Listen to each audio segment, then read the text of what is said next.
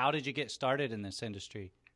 Yeah, my background makes total sense in that I was a professional cyclist, which is about as far from a home builder or contractor as you can get. Wow. So that was cycling was the sport I chose when I was a kid. So when I was 12, other kids, pick baseball or basketball or whatever. My dad owned a bike shop, and so it was simple. I got into cycling, and that was what I did throughout high school. Ended up not really going to college. Actually, I went to several colleges. I just never really finished any of them, and ended up going off and just racing my bike. So I turned professional when I was 19, No way. and raced for quite a while. And kind of towards the end of things was when I met my wife, and truth be told, in cycling, I didn't make any money really, and I lived out of a suitcase. And fabulous adventure. It was amazing, but ended up kind of knowing that if I wanted a family, I probably needed to go look into other industries. And so I got a real estate license, and that was in late 2007, which was Mm, fabulous timing. right. Really, really good time to choose housing. But it was fine. I didn't really make any money in cycling. I didn't make any money in real estate, and it was perfect. I didn't know any better. So I got a license in 2007 and was just working as a salesperson, buying and selling homes, working with clients. I had fun, but it wasn't quite fulfilling, wasn't quite what I was looking for. So the transition into construction came in 2000, really 2010, 2011, with all the distress in the marketplace. Hmm. And so I had the real estate license, so I could identify, the low-hanging fruit in real estate, and partnered with a contractor. And when we first started, it was very simple. It was not Rafter House; it was a different entity. And I used my license to purchase the property. We were funded by family, so raised some capital. I purchased the property. My business partners, who were the contractors, they renovated the homes, and then I sold them at the end. Down and dirty, we were buying in Phoenix, affordable homes, so $50,000 homes, which was affordable in our marketplace, doing $20,000 cosmetic improvements, and reselling them for a couple bucks more.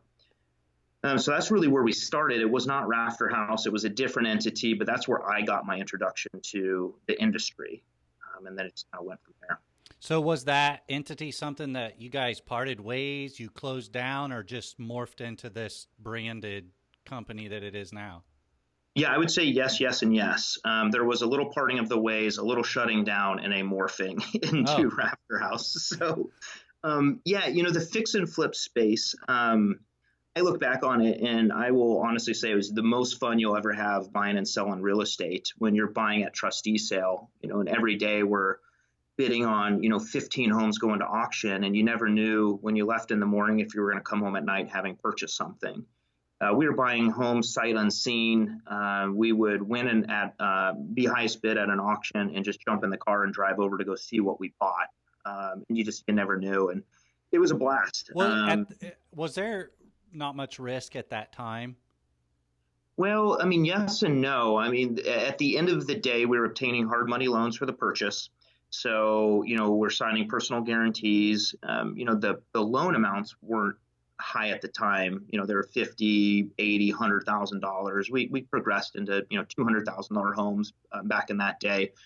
So, yeah, there was risk in that respect, but the silver lining was we were in an appreciating market in the Phoenix area. Yeah. So really, every month these homes were gaining value. So if we had any issue in construction or a buyer fell out of escrow and there was any type of time delay, it really was not the worst thing in the world, because at the end of that month or 2 month delay, the home had just appreciated more.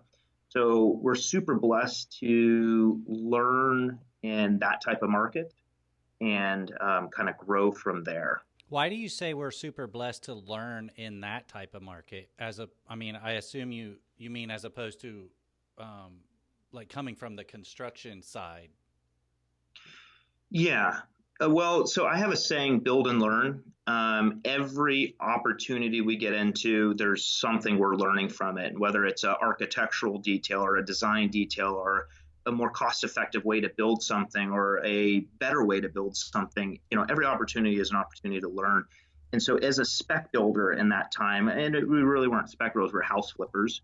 So in that time as a house flipper, when something went wrong and a home fell out of escrow, we weren't in a neutral market or a descending market. We were in an appreciating market. So real Mm-hmm. estate value going up. So any error that came up, whether it was our fault or not, the appreciation in the marketplace softened that and took care of us. Mm-hmm. So when you're first starting, I don't have an MBA. My background again was from cycling to working as a real estate agent. So when hiccups come along the way, at least you're in an appreciating market. If you're going to be a spec builder, that's kind of nice. Okay, I get it now. So the opposite would have been in a market that is depreciating, that's going down, or that's troubled, and Absolutely. that's not a good time to be learning how to do this. Yeah, absolutely. I mean, 2006, 7, 8, if you were flipping homes in 2007 and 8 as the market was heading down, yeah, that would have been terrifying. So are you guys now? Is your brand known as house flipping, or has it changed? Yeah, we've had to work hard to reposition ourselves. We kind of say we don't say the F word, which would be flipping. Hmm. In our space, we climbed the property value ladder very quickly. And the old prior entity before it was Rafter House was doing, resale homes of 150,000 and 250,000. We may have hit a $300,000 home. When we created Rafter House and kind of reinvented ourselves and branded and put an identity and a logo and a presence behind everything, we went up the property ladder and pricing very, very quickly into some pretty pricey homes. So are you doing new custom homes now, or are you still flipping them and trying to sell them to whoever may come along and buy it? Yeah, we've completely transformed. So when we started in 2012 and 13, to some degree, there was still house flipping. And again, we kind of made the motto, don't say the F word. And so we called ourselves spec home builders, custom spec home builders.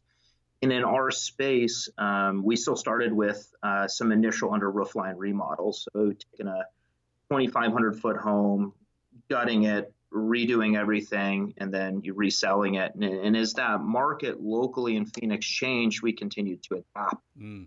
And so that took us into then doing value add, where we were adding square footage like master bedrooms and bathrooms, living areas, things like that. And of course, that continued to morph. And we went from additions to demoing everything except for one wall and the slab left. And then that, slowly morphed into new construction. And so now today, and this is, fast forward 4 or 5 years, we are a custom spec home builder, new construction, and also build to suit work with clients doing new construction build to suit work. So very little to no remodels.